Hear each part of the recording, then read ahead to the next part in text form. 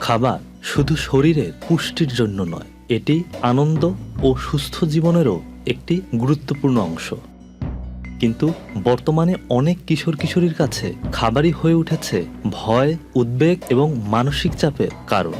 বিশ্বজুড়ে উদ্বেগজনক হারে বাড়ছে ইটিং ডিসঅর্ডার বা খাদ্যাভ্যাসজনিত মানসিক সমস্যা। ইটিং ডিসঅর্ডার শুধু খাবার কম খাওয়া বা বেশি খাওয়ার সমস্যা নয়, এটি এক ধরনের গভীর মানসিক সংকট যা একজন মানুষের শারীরিক ও মানসিক স্বাস্থ্যকে মারাত্মকভাবে প্রভাবিত করতে পারে।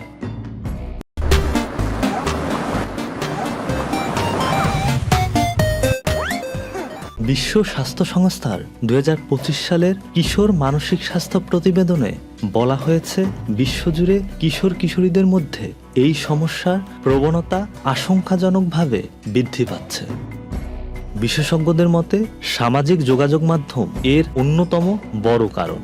প্রতিদিন পর্দায় নিখুঁত শরীরের অসংখ্য ছবি ও ভিডিও দেখতে দেখতে অনেক তরুণ তরুণী নিজেদের স্বাভাবিক শরীর নিয়েই অসন্তুষ্ট হয়ে পড়ে। ধীরে ধীরে তারা হীনমন্যতায় ভুগতে শুরু করে।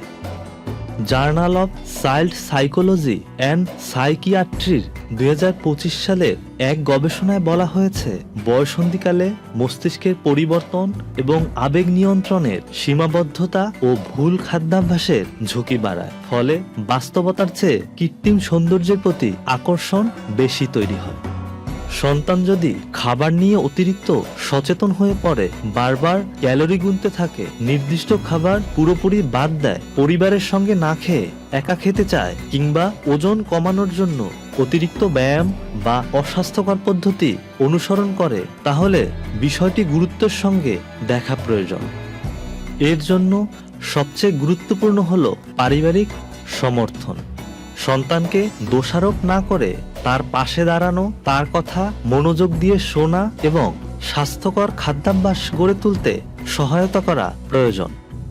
বিশেষজ্ঞদের পরামর্শ, সন্তানের আচরণ বা খাদ্যাভ্যাসে অস্বাভাবিক কোনো পরিবর্তন দেখা দিলে বিষয়টিকে অবহেলা না করে দ্রুত বিশেষজ্ঞদের শরণাপন্ন হওয়া উচিত। মনে রাখতে হবে, খাবার কখনোই আতঙ্কের কারণ নয়, বরং সুস্থতা, পুষ্টি ও আনন্দের উৎস। M Milton, channel I.